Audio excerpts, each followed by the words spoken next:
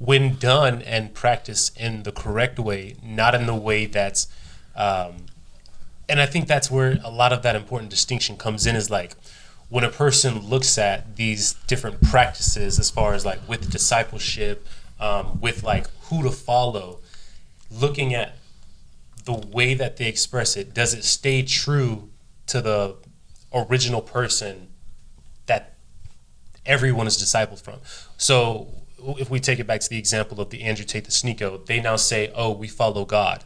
But they follow God in the way that they choose to follow. Mm-hmm. The God that is harsh, the God of Mosaic days, the God that is smiting people left and right and burning cities and causing floods. And this is the same God of today, but it's just that God gives you the ability to have love now. And that God leads you with love now. And so the fear of God, like you said, is the beginning of wisdom. And it tells you that you need this being. But now that you have your fear, you now need to learn the next part of it, because the fear is the first step. The next part of it is the wisdom, like you said. The wisdom then leads you to understand, okay, there is a time for a bat and then there's a time for a cushion.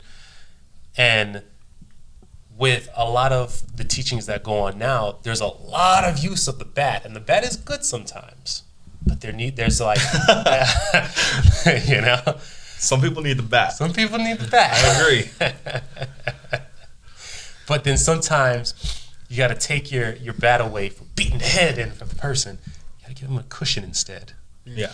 And that's what a lot of, and it's so interesting because there's also the opposite issue where there's so much use of the cushion, and sometimes people are afraid to bring out the bat. And then you get, you know, kids that are going around and they're like slapping their parents and they're like running off screaming. And then you're like, oh my goodness, break out the bat. Sheesh, crack some skulls. Hey, please, parent. And so there's like that balance in there. And that is where like looking at a person and seeing like, okay, and then this kind of gets into another biblical principle where you can assess who you want to follow by the fruits that their lives produce. Mm-hmm.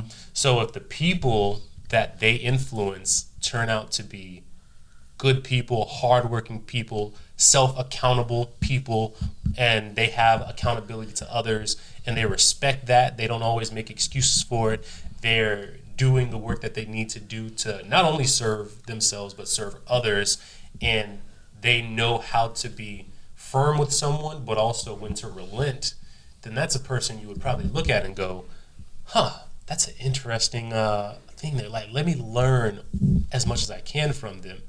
Versus, for example, someone that has a high turnover rate, that's always firing people, that it's always the other person's fault, mm-hmm. and you are always the good person in every single situation, and they never had anything to hold themselves accountable on.